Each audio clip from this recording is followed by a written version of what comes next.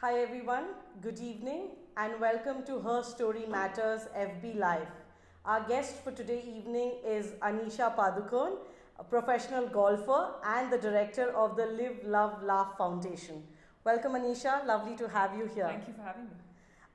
Anisha, you play two different roles, right? You're the director, which is almost like CEO of the foundation, which is focused on mental health. And on the other side, you've been playing golf, since you were 16. So if you could tell us a bit about your, uh, both these journeys, but if we could start with being a professional golfer. Sure. So my journey as a golfer started. I took to golf when I was about 13, 14 years old. It was only until I was 16 that I started playing competitive golf. But there was something really challenging and interesting about it, which is why I decided to take it up as a career. I played a lot of sports earlier on when I was in school at a younger age. Okay. But the minute I took up golf, I knew that this is what I wanted to play for the rest of my life. Okay. And how many years have you been playing golf professionally? It's been about a year now, or a little less than a year. So I had quite a long amateur career, and very recently turned professional. Okay. And do you think, again, when we're looking across sports, women don't get the kind of limelight that, men enjoy in sports, right? Be it cricket, be it football, basketball, and not just in India, but, in some parts of the globe as well. So, do you think that that seeps into, the life of golfers as well? And there is a sort of gender bias, or there are very few women in the sport to begin with? I think with regard to sport in general in India, I don't think, I think if a woman is doing really well with the media nowadays, you do get coverage. So, for example, if a Saina Nehwal or a PV Sindhu or a Sania Mirza is doing well in their respective sports, they do get as much coverage as the men. With regard to golf in particular, there aren't as many women amateur and professional golfers, women golfers as compared to the men.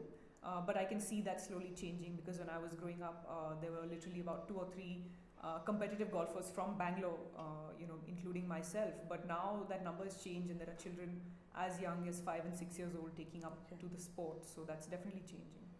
Okay. Also, a little bit about the other thing that you're doing, right? Looking at mental health, and the foundation works for it, and all of it sort of started when it hit close home with Deepika. So, what kind of satisfaction do you derive out of this work, and what exactly does your work as the director entail? A large part of what I do as the director of the foundation is more or less, the vision that the board puts forward for the foundation. It's my responsibility that me and my team execute that, and take certain decisions, keeping in mind the long-term goal. In essence, the Live, Love, Laugh Foundation is a not-for-profit. Focused primarily on creating awareness and reducing the stigma that's attached to stress, anxiety, and depression, particularly in India at this point of time. So a lot of what we do in terms of our goals, activities, and programs that we have are all centered around creating awareness, and our website plays a large part in that as well. That was one of the first things that we launched. We have a school program where we reach out to school-going children.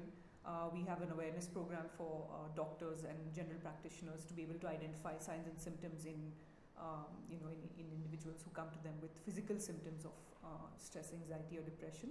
And in the last 1.5 years or so, we support a rural mental health program, which is more or less a combination of efforts.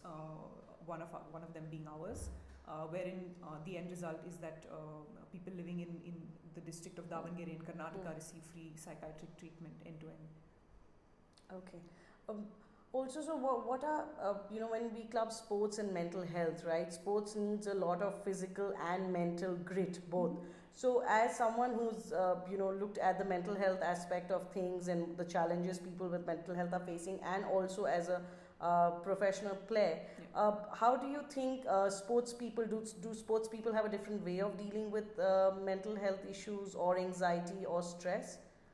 I think it would, from whatever I know, it would be the same, particularly with regard to depression, which is obviously a clinical illness. It could affect anyone at any point of time, irrespective of what profession you're in. But with regard to stress and anxiety, I think everyone experiences it in various stages when throughout their Yeah. No, so what I was meaning to say Yeah. is also sports people, right? Yeah. You're always in the limelight because you're performing, and sometimes you're not performing for yourself but for the Yeah. entire country, and everybody's watching you. So does the stress level go really up compared to, say, someone a working professional, or say someone doing something different, say technical work, or manufacturing or labor, than compared to sports? Well, I can only speak from a sports person's point of view, but there are a lot of times on the field when you experience high levels of stress and you want to be able to perform your best under those conditions. That's also where I think a lot of times your preparation for a certain tournament or an event comes into play, and a large part of an athlete's journey involves being mentally prepared. So whether that is practicing various forms of breathing techniques or meditation or yoga, these are kind of things that usually help you perform. Apart from simulating tournament conditions while practicing, so that when you're actually in that situation, you have the confidence and the ability to be able to carry it through. Okay. Also, how do you at the personal level deal with, not just the stress and anxiety and performance anxiety, but also failure, right? I mean, that's a very integral part of a sports person's life. So, how do you manage to embrace that and again, go back to the field or to, the golfing fraternity and give your best the very next day? I think personally for me, for at least for any sports person, a large part of your career will be a lot of the failures, but it's important to understand that you learn more from failure than you do from victory, and although victory feels good, but the actual lessons come from failure itself. And to take it in your stride, as an athlete or in any career, that you're going to face certain tough conditions. So it's important to stay positive, to stay committed to your end goal, and to be confident enough to stick to what you're doing. Okay. Also, how has golf developed over the years? Say in the past decade, have you seen a lot more takers here in India? Because it's always considered an elite sports, because of course there are a lot of resources needed. Like we earlier discussed, a club membership is essential. So, what are some of the challenges people still face who want to learn the sport? And how much of effort and technique and skill set is needed to really, really master the game? It's I would definitely say it is an expensive sport compared to, say, a badminton or a football, which are much easier to pick up. Like you mentioned, you do need access to there are no public golf courses; they're all private golf courses and practice facilities. Yeah. So in that sense, it is definitely a lot more expensive than the others. But I think in the last 10 years or so since I've been playing, there are definitely a lot more youngsters picking up the sport. It's often perceived to be an old man's game, but in today's day and age, at least in India, there are a lot more youngsters, and it's visibly evident that a lot more younger people are picking up the sport. And also, very recently, a lot of the performances at the international level, from the men and women both, the Indian golfers have started doing better at the international level. So I would feel it's one of the sports that's upcoming and will definitely get a lot more recognition in the years to come. Okay. Also, coming back to inspiration and drawing inspiration, your dad's been a legend, and extremely is someone who's a role model for a lot of sports people, and I'm sure you get it on a day-to-day basis. But is there something, what are a couple of things you've learned from him as a sports person? So luckily for me, he was my first role model from a very young age, and I didn't have to look too far, than the boundary walls of my home for inspiration. I think one of the first things that I learned from him were the 3 Ds, which he still talks about: discipline, dedication, and determination. And I remember when I told him that I wanted to be a professional golfer, he actually sat me down and he said, these are the 3 things you're going to really have to give up on. You'll have to make a lot of sacrifices. You won't have a life that's similar to a lot of your friends. Your social life will be variably reduced. So you have to make these sacrifices, and if you're willing to do that, then I'll be happy to support you in whatever you do. Otherwise, you'll just regret making that decision at the end of your career. So I'm glad that I have him for support. Okay, so since you're talking about that, you decided to go with golf. One of the audiences one of the readers has asked us the question as to why golf. Since you played so many other sports, why did you not go with anything else and stick with golf? It's a good question.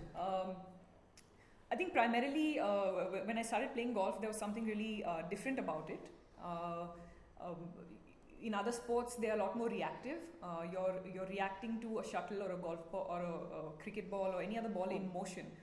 The challenge with golf is that it's a stationary golf ball. You have to hit it a certain height. You have to hit it a certain distance, and you have to hit it a certain in a certain direction. Okay. And all of that makes it just a very technically challenging game. Also, I think the fact that there's a lot of time in between shots that you hit, there's a lot of time to walk between shots. That makes it a lot more challenging. It's very important for you to stay in the present, and it's also very easy for your mind to wander to either the past or the future. So all these things combined just made it very, very different and challenging. And for me personally, it was really almost meditative and peaceful, if I can use those words. So for me, more than a career option, it's a lot more obsession and passion that comes for it. Okay. Anyone in the golf sector that inspires you? Big players who you've really looked up to? Yeah, Tiger Woods without a doubt. Any golfer will say that. But also Annika Sorenstam. She's a Swedish professional golfer, retired now. But when I was growing up, she was number one, and she had won a whole lot of tournaments. She's one of the main reasons I picked up the game in the first place. Okay. Also, I wanted to understand, the whole sense of achievement. What is that feeling when you're ranked, number one or ranked within the top 10? What was the feeling when the first time it happened to you that I've got this rank and I've been here? So how does that feel? Unbelievable. It's not something that you can describe in words. So I remember couple of instances. I was about 9 or 10 when my father was cleaning out his cupboard, and his India blazer came out. And obviously innocent 9-year-old me, I said, can I have this blazer? And I remember him telling me, you've got to, if you want to be a sports person, you've got to earn your own. So the day I got my blazer made, when I was about 18 or 20, I remember this little moment at home where I went up to him and I, showed him my blazer, and that smile on his face is priceless. So little moments like that. Also, the 1 or 2 times I've represented India in tournaments abroad, the minute they play the national anthem and your flag, the flag is hoisted and it goes up. Those are priceless moments that every athlete looks for, and that's really difficult for me to describe in words. Okay. Also, one of the other questions that have come in from our readers is they're saying that mental health, right? The cost of mental health is very high, right? You want to go seek a psychiatrist's help or go meet a psychologist, the billing per hour, and the rates are difficult, of course, other than the other trauma that goes in of someone catching you walking into one of these places or walking out. So you did mention that you're doing something for the the rural community, Yeah. but here the question that's being asked is how do we make it more subsidized and cheaper for everyone to have access to mental health initiatives or support or help? I think firstly it's important, I think in my opinion this would probably be secondary. I know there are a lot of helplines where you can call in, where you can get speak to a counsellor free of cost. So there are various options, but personally for me the problem in India is, I think, that because there's such a large stigma attached to the cause and lack of awareness, a lot of people either don't know what they're going through, or even if they're going through something, they don't know how to go about it. And you'll be surprised that there are a lot of mental health NGOs in the country who are providing resources for people to use, but because of the stigma, it's not being utilized. So that's in fact one of the aspects of the doctors program that we have at the Live Blah Blah Foundation, where we're trying to create resources for general practitioners to be able to identify the signs and symptoms, and as per their license, provide the medication required at a mild or moderate level. Okay. But I do know that there are free helpline numbers on our website as well that you can call in. There are sometimes email IDs that you can write in too. But the need of the hour immediately is to reduce the stigma that's attached to the cause, and also to create awareness about stress, anxiety and depression. Okay, so one of the questions that came to me right now, and since you've been working with both sports and mental health, say if someone today feels that they're not feeling good, right? They may not be able to identify that they might be having an anxiety issue or might be in depression. What could be the first step that anyone who's feeling a little odd and weird take? Do they straight away go to, a psychologist or one of these startups? Or what is the first step should be? Do you go on, do you Google it and see, what could the symptoms mean? Or you reach out to a friend and talk to someone? What would be the first couple of steps that you would say that someone should take in this situation? Yeah. Well, I'm not a medical expert, so I don't know if anyone should go by what I'm saying. But I would think the most obvious thing is, like in any other illness, you would go to a professional first. If you have a fever, you'll ask a doctor what to do. You won't go to a friend or someone else. So while it is important to speak to people about what you're going through, because that always helps in the process, the first and immediate thing to do is to seek professional help, whether that's a counselor or a psychiatrist, and allow them to diagnose at what stage you are, whether you even have A mental health issue or first not, place, yeah. or if it's treatable and manageable with without medication. This is what you can do, and have them list down, sort of diagnose first and then list down what you need to do. But like in any other situation, go to a professional first and allow them to do that for you. Okay. We have, I think, some more questions. So the question is quite interesting. How has the Live, Love, Laugh Foundation changed you as a person? Wow, that's a really good one. It's been a difficult journey for me, having the surname that I do, being a professional golfer, trying to carve a niche for myself. So when I started, initially my plan at the foundation was just to intern once or twice a week, but look, this is where I've reached today, and I'm really fortunate that the team allowed me to balance both, and they recognize my golfing talent. In terms of what it's taught me, a lot of things. I've always been a sports person all my life, so going to an office was a new thing. But every day I get to learn different aspects of accounting, finance, legal. Apart from more like other skills that I develop, I have 7 or 8 people in my team, so learning people skills. It's almost like every single day I go into the office and there's something that I have to learn. And I'm personally someone who likes to learn new things and to grow as an individual, and it's really helped me a lot to grow as an individual in the last couple of years. Okay.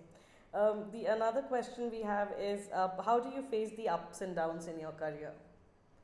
I think just like in any other career, when you sign up to be an athlete, you know that there are going to be probably more downs than ups. The ups are very few but priceless moments, but the downs are really what you learn from, and the failures are really what teaches you to be a stronger, better person. So treat them almost the same is what I sort of go by. Don't be enjoy the moment of success, but don't rest on those laurels. And at the same time, if you had a bad day or if it's a failure, don't let it bog you down too much, and treat more or less both the things the same. Okay. Also, Women's Day is around the corner, and any women in your life that you particularly admire or look up to? Just one that I can think of, my mother. She's been pretty much, I would say, in my opinion, the most successful person in my family, at least. She's been the backbone for my father during his playing days, taking care of my sister when she grew up in Denmark, managing a full-time job alongside taking care of a newborn baby in those conditions. In the winter, it used to be at minus 25 degrees, so it wasn't easy. And then, of course, even while we were growing up, when my father was traveling or he would be away on professional assignments, just being there for us at that point of time. And more recently, when my sister was unwell, she was actually the first person who sort of identified that something was wrong, and it was only because of that we reached out for professional help. So and sort of the foundation got set up from there, right? Yeah, absolutely. Yeah. So I would have to say that just the way that she is, the way she carries herself, the way she dresses, everything that she does. For me, I'm sure everyone looks up to their mother in some way, so it's also the same for me. Okay, and Anisha, one last question, and we'll let you go. What is your message for International Women's Day, especially keeping in mind young girls, golfers, upcoming golfers aspiring to some look up to you and want to be you? So just for women in sports, and a general message for women across the board. Message for women in sport would have to be, sport teaches you a lot more uh, than you can learn sitting in a classroom or even by reading a book. So get out there, play sport at whatever level you can. I know that it's personally made me a much better person. And if you want to take it up, as a career option, that's always secondary. But always, play some sport. If you're looking to play golf, great. I'll be more than happy to, support you and help you in whatever way you can. And for women in general, just I think confidence is something don't take. I think the whole Times Up campaign is going viral all over the place. So don't take any nonsense from anyone. But also just be confident. Be passionate about what you do and go after whatever you dream to achieve. Okay, great. Thank you, Anisha, for all your Thank you. time, Thank and you for thank you having me. for talking to us. Thanks, everyone.